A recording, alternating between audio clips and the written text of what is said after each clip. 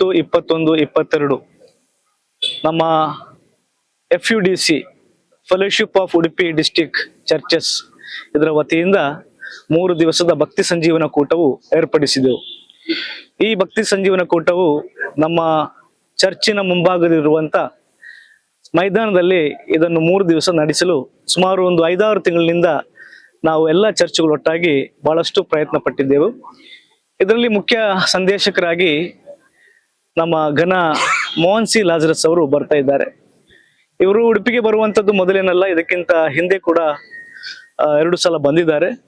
ಮತ್ತು ನಮ್ಮ ಕ್ರೈಸ್ತ ಸಮುದಾಯದ ಈಗ ನಮಗೆಲ್ಲ ಗೊತ್ತಿದ್ದ ಹಾಗೆ ನಾವು ಈ ತಿಂಗಳಲ್ಲಿ ಲೆಂಟ್ ಡೇಸ್ ಅಂತ ಹೇಳ್ತೇವೆ. ಬಹಳಷ್ಟು ಪವಿತ್ರತೆ ಮತ್ತು ಬಹಳಷ್ಟು ಭಕ್ತಿ. ಈ ಒಂದು ಸಂದರ್ಭದಲ್ಲಿ ನಾವು ಕೂಡ ಈ ಭಕ್ತಿ ಸಂಜೀವನಕ್ಕೋಸ್ಕರ, ಅಭಿವೃದ್ಧಿಗೋಸ್ಕರ ಇಂಥ ಒಂದು ಕೂಟವನ್ನು ಏರ್ಪಡಿಸಿದ್ದೇವೆ. ಸೊ ಈ ಕೂಟದ ಬಗ್ಗೆ ನಾವು ಅಧಿಕಾರಿಗಳಿಗೆ ಈಗಾಗಲೇ ನಾವು ತಿಳಿಸಿದ್ದೇವೆ. ಸುಮಾರು 15-20 ದಿವಸದ ಹಿಂದೆನೆ ನಾವು ಇದರ ಬಗ್ಗೆ ಮಾಹಿತಿಯನ್ನು ಕೊಟ್ಟಿದ್ದೆವು. ಆದ್ರೆ 4-5 ದಿವಸಗಳ ಹಿಂದೆ ಬೇರೆ ಸಂಘಟನೆಯವರು ಬಂದು ನಾವು ಈ ಒಂದು ಕಾರ್ಯಕ್ರಮ ಮಾಡ್ಲಿಕ್ಕೆ ಬಿಡುವುದಿಲ್ಲ, ನಾವು ಇದಕ್ಕೆ ವಿರೋಧ ಮಾಡ್ತೇವೆ, ನಾವು ನೋಡಿಕೊಳ್ಳುತ್ತೇವೆ ಎನ್ನುವಂತ ಬೆದರಿಕೆಯ ಮಾತುಗಳನ್ನು ಮಾಧ್ಯಮದ ಮೂಲಕ ನಮಗೆ ಹಾಕಿದಾಗ ನಾವು ಮತ್ತೆ ಪೊಲೀಸ್ ಹತ್ರ ಹೋದಾಗ ನೀವು ನಿಮ್ಮ ಆ ಸಂದೇಶವನ್ನು ಕೊಡುವಂತ ಘನ ಮೋಹನ್ ಸಿ ಲಾಜರಸ್ ಅನ್ನು ಬದಲಾಯಿಸಿ ಬೇರೆಯವರ ಮೂಲಕ ಸಂದೇಶವನ್ನು ಕೊಡಿಸ್ರಿ ಎಂಬುದಾಗಿ ಹೇಳಿದ್ರು.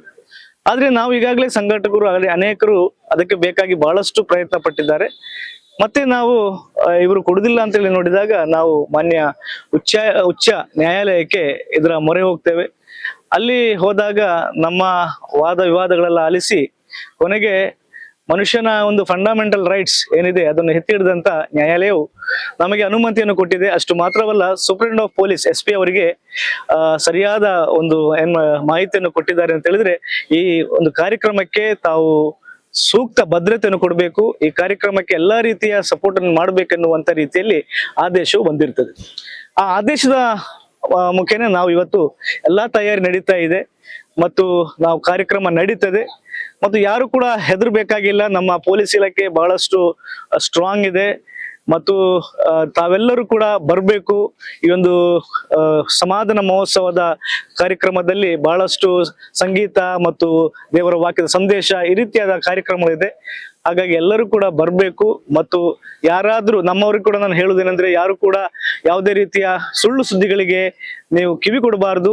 ತಾವೆಲ್ಲರೂ ಕೂಡ ಈ ಕಾರ್ಯಕ್ರಮಕ್ಕೆ ಬರ್ಬೇಕಂತ ಹೇಳಿ ನನ್ನ ಈ ಒಂದು ವಿಚಾರವನ್ನು ಹೇಳಲಿಕ್ಕೆ ಇಷ್ಟಪಡ್ತೇನೆ.